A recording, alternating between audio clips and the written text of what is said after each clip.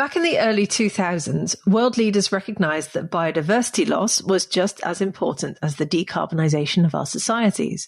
After all, our biological diversity, otherwise known as biodiversity, is the variety of life on Earth. It's taken 4.5 billion years of evolution to generate this amazing, beautiful, mind-blowing, awe-inspiring diversity that's all around us.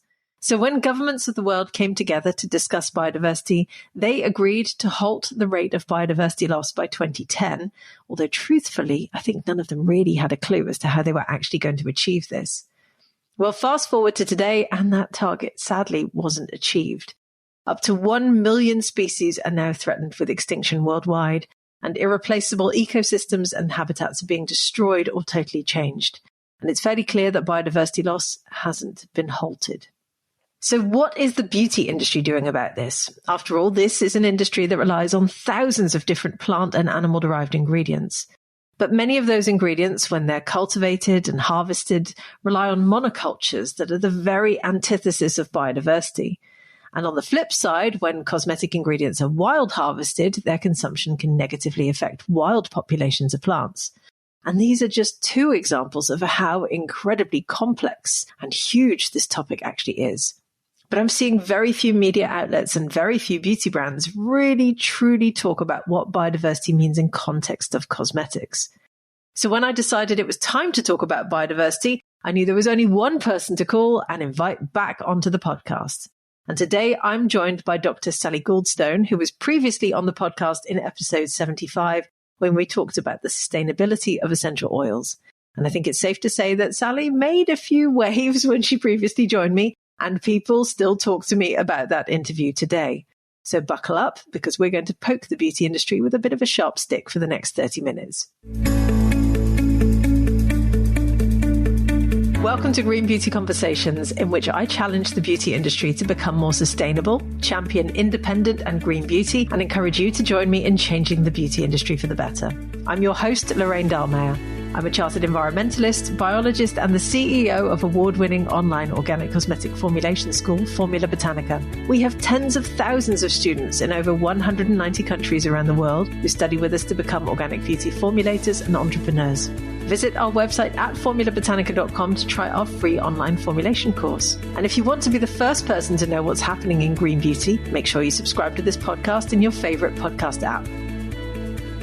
So in today's episode, I'm joined by Dr. Sally Gouldstone, a botanist and the founder and director of Seilich, an award-winning natural skincare company that grows its ingredients in a wildflower meadow, and the only wildlife-friendly certified company in the UK. Before starting Seilich, Sally spent over 20 years working in the nature conservation industry, which is where the idea to create a company that used its profits to conserve nature began. Seilich is the only skincare company to have been shortlisted for a Nature of Scotland award from the RSPB, the Royal Society for the Protection of Birds, and was awarded Best Wildcrafted Beauty Brand by Beauty Shortlist in 2022. In addition to running Seilich, Sally is also a lecturer in ecology at the University of Edinburgh.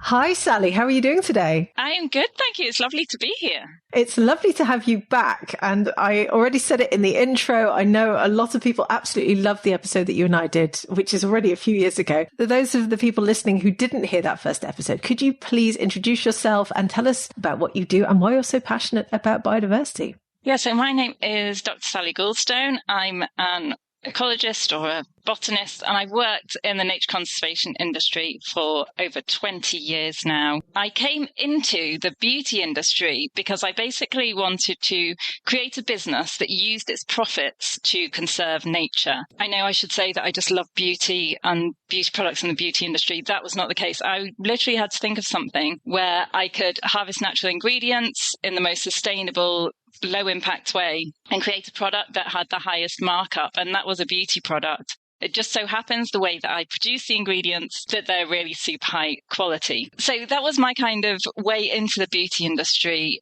And what I found when I got there has really quite shocked me in terms of being a nature positive beauty brand, bringing that to the sector, and the sector kind of just being like, what's that? Why do we need that? That's where I kind of feel I'm still at. I do a lot of talking to people, trying to raise awareness, but are we getting anywhere in the industry? I don't know. I think that's what would be quite nice to talk about. Yes, I agree. Well, that's what we're going to talk about today. And I have to just say, I laugh, but inwardly, obviously, I'm crying and agreeing with you, because all you can do in these situations is laugh sometimes. But let's talk a little bit about the beauty industry. How does it realistically contribute to biodiversity loss? Because this is a big, big topic. And I think people probably struggle to sort of marry this concept of biodiversity and beauty. How does this all work together? Absolutely. And I'll start by saying it's not just the beauty industry. It sounds like I'm picking on the beauty industry, but I go to a lot of business biodiversity meetings, and it isn't just the beauty industry. It's across the board. People can't make that link from their business, their impact, to the natural world.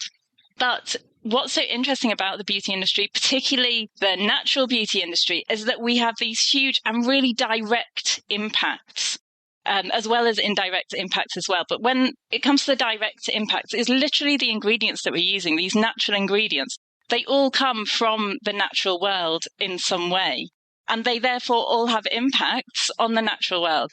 So we've got crops that are causing habitat loss. So things like palm oil, which we know a lot about, but also cocoa butter is another ingredient there. Agriculture is, of course, the number one driver of biodiversity loss worldwide.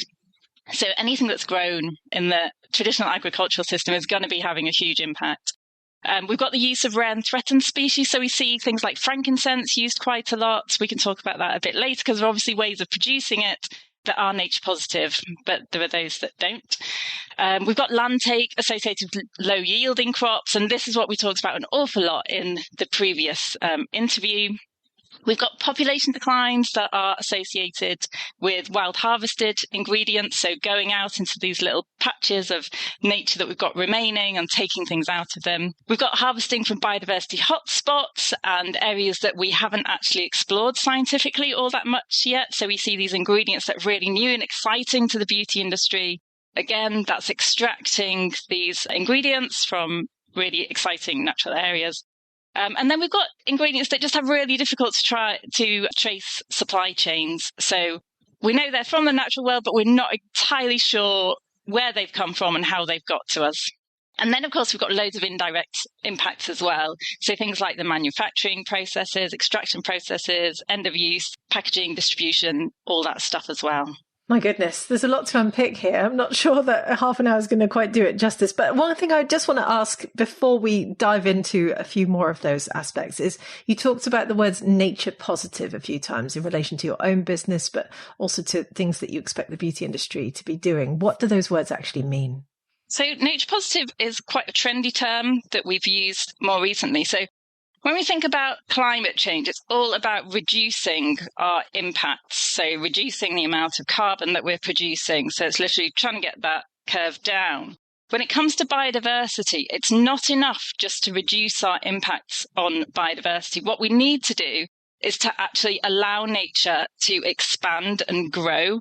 So there was a really interesting paper published a couple of years ago that showed that if we just continue with our conservation efforts to reduce our impacts on rare and threatened species, we're still going to see a downward curve, a downward decline in the natural world. What we actually need to do is start doing these really positive things. So that's where kind of the term came from, and what it means. It's that we want to see biodiversity levels to have increased basically compared to a 1990s baseline. So by the 2030s, we want to see an increased level of biodiversity compared to 1990. Is that realistically going to happen, do you think, based on where we are at the moment and the conservation efforts or the nature positive, I suppose, conservation efforts that we're seeing? If things continue as they are, it's not going to happen. No, and that's going to have huge consequences for us as human beings because of all the ecosystem services that we rely on.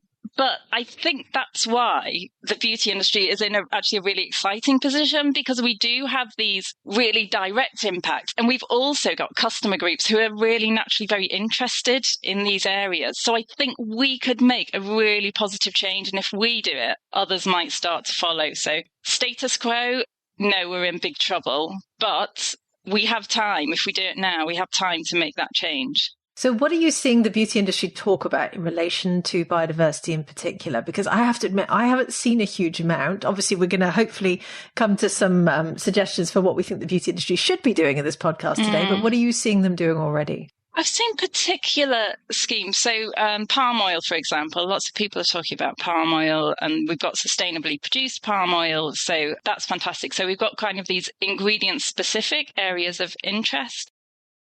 We've also got some of the ingredients. We're starting to see Fair Wild certification on some ingredients. We've got wildlife-friendly certification on some ingredients, which is great. I think there's a lot of confusion around biodiversity impacts. And I hear a lot that, we're doing work on climate or we're doing work on pollution. And of course, all these things are overlapping. They're not completely separate. So if you're doing work to reduce your carbon footprint, absolutely, that's fantastic for nature. If you're reducing plastic use, pollution, of course, that's fantastic for nature.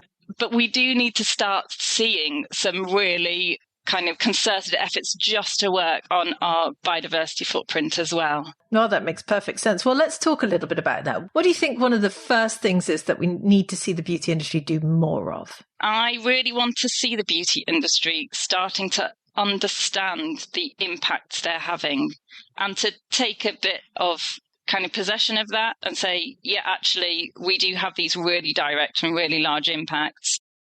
They're very obvious, and let's just start talking about that and owning it a little bit. I think at the moment there's a little bit of, oh no, our ingredients are natural, they're good for nature, just this kind of assumption.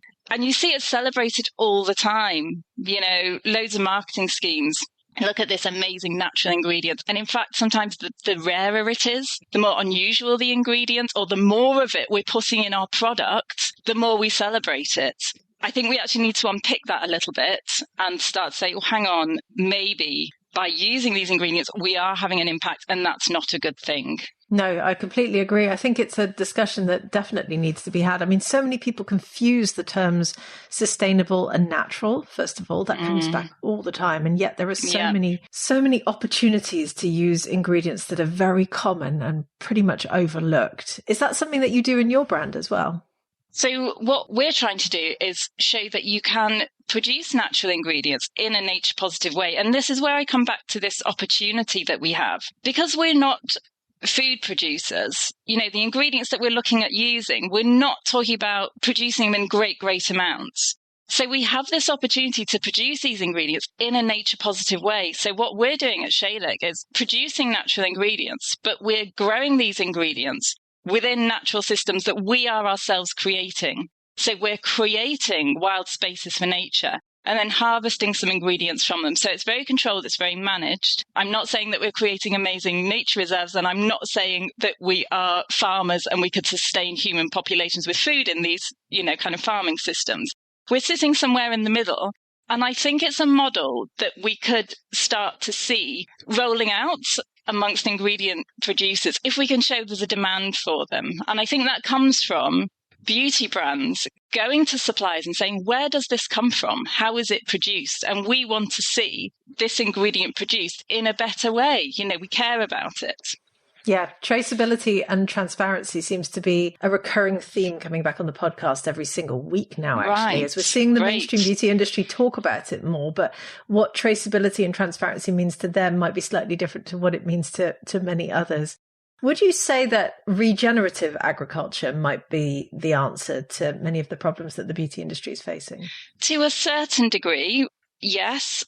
The problem that we have is when we look at some of the kind of rare and threatened species, going back to frankincense again, can you produce that in a regenerative way? It's a bit of a tricky area. So there's lots of these impacts that we're having that could be lessened by growing organically or in a regenerative way. Absolutely. So especially things like the essential oils, these kind of lower yielding crops. Absolutely. But I don't think that alone is the solution. I also think that sometimes ingredients that are produced organically or in a regenerative way, sometimes they are marketed as being better for human beings, like they're purer, the whole clean beauty movement. And people can confuse that with things that are better for the planet. And actually, if we make the distinction and say, no, this is all about nature positivity, it's about biodiversity, it's about the planet. Yes, some of the kind of side effects of that we have these ingredients that are better for humans too. But first and foremost, it's better for nature. Yeah, no, that makes perfect sense. Would you say that, I mean, we're seeing a lot of the smaller brands obviously very much focus on ingredients that are grown and harvested, but I'm seeing a shift in the giant brands shifting more towards biotechnology, where they're actually obviously generating a lot of their ingredients or plan to generate a lot of their ingredients from bio-based sources in a lab. Do you think that might be the solution for some of the bigger brands? I think it could be where we've got to pump an awful lot of these ingredients out, but then we're kind of missing this opportunity to really produce these ingredients and have a positive impact on nature. So there would be this amazing opportunity to create more of these kind of growing environments like we are at Seilich and put something positive back. And that's how we're going to start bending the curve and having this positive impact. Yes, by using biotechnology, we can reduce our impacts. Fantastic. But then those companies might need to perhaps look at ways of putting something back as well. So we start to see this uptick, which is what we really need. That I completely understand. I mean, one thing you said earlier was you said you've got Fair Wild certification. Is that correct? Is that what it's called? Yes, we don't personally have it, but I think it's a great thing. Okay, so how would a beauty brand be able to use something like that then? That would be a certification that they would get for the ingredients that they're using. So if they had a star ingredient in their product and that it's an ingredient that is harvested from the wild, if they could source it from a fair wild producer, that would be a way of them lessening their impact and showing that they really cared about these things. So do you think then that certification schemes can really help the beauty industry with some of its biodiversity struggles? Will there be better traceability and transparency with a certification scheme in place? Yeah, I think this is what we need. I think we need a bit more dialogue between these certification schemes and the beauty industry, and for the beauty industry to really start taking notice of them and seeing them as something that should have a place at the table when we're talking about sustainability in the industry. Yeah, I think the only struggle for a beauty brand, of course, is there are just so many certification schemes. I'm sure you see this as well. I mean, there are just hundreds of them and there are new ones mushrooming up all the time. And you just sit there and you go, how? And I actually once put this to someone who was running one of the big certification schemes and said, wouldn't it be great if you could just bring them all together? And he basically went, well, yes, that would be great, Lorraine, but then no one would ever become certified, which is a fair point. But then I suppose you do need to be thinking about biodiversity and water use and sustainability and climate and all of it, don't you? I think the key here is understanding as a brand, you can be certified for certain things. So you can have your organic certification for your brand or for your individual products. But I think what we're talking about here is one step below that, and it's the certification of the individual ingredients.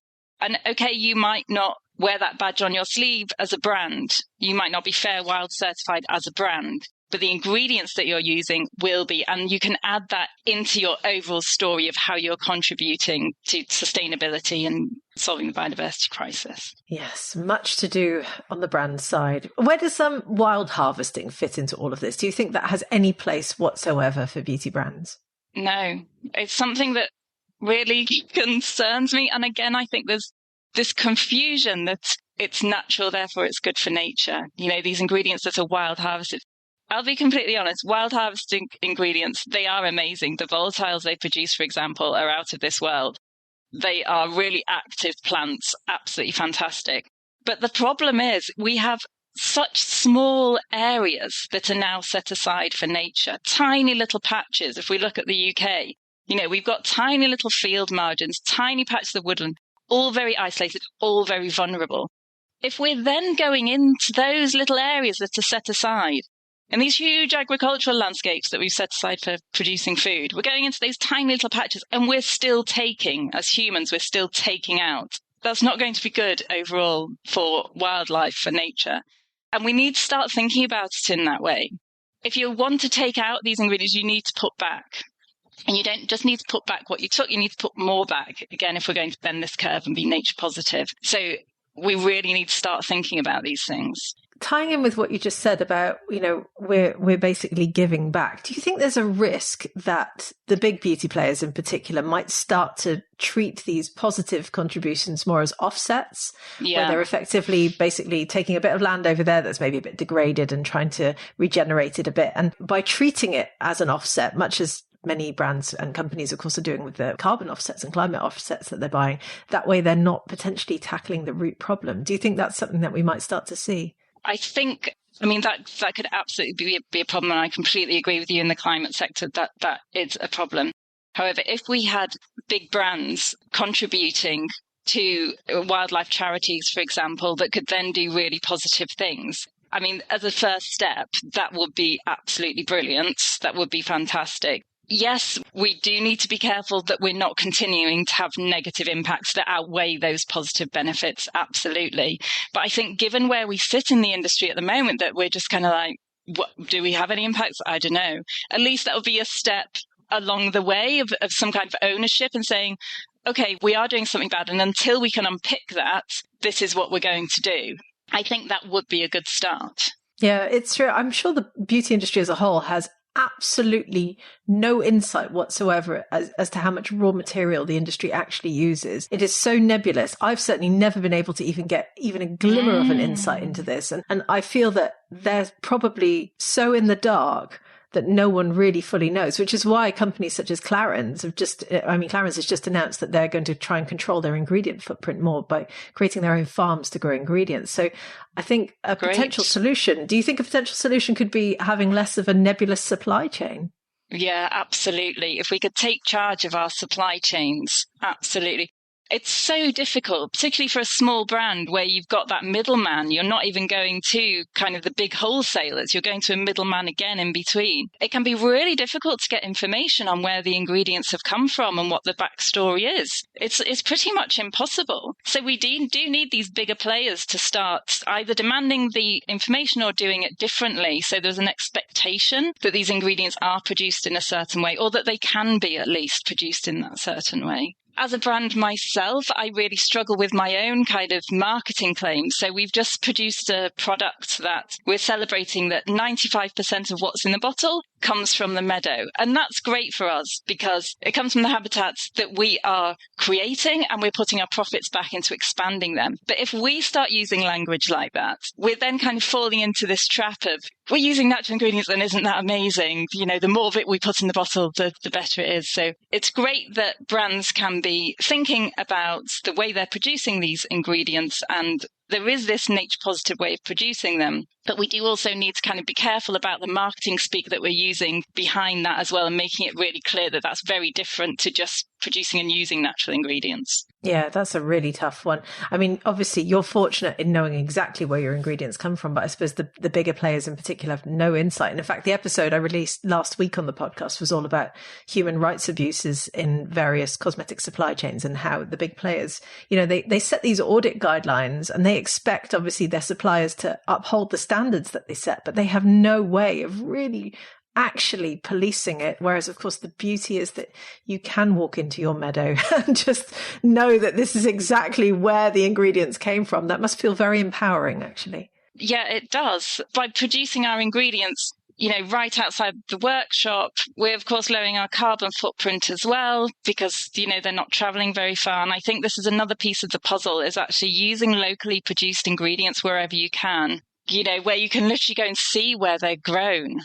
I mean, that's got to be the best solution. So then you don't have these supply chain issues. You don't have this kind of misinformation. It's all very, very clear, very obvious. Yeah, well, just to paint a picture for our listeners, what sort of ingredients do you grow? We grow everything all the kind of botanical ingredients that we use. So we obviously produce our own essential oils, we produce our own hydrosols, we make our own glycerites, we make our own infused oils as well. So all the botanicals that go into the products we're producing ourselves. Which plants have you got in the meadow, just out of my curiosity? This morning we were harvesting red clover and plantain and self-heal. We also grow things, you know, very common ingredients, like we were just harvesting the Roman chamomile. We just distilled that this week. We've got peppermint about to come up for harvest as well. Meadow sweet is one of my favourites. The wild carrot is just coming into flower, but it's the seeds that we use of those. The mallow, the roots we're about to harvest. It paints such a beautiful picture. I'd love to come and walk through your meadow right now, and I'm sure all the listeners would as well.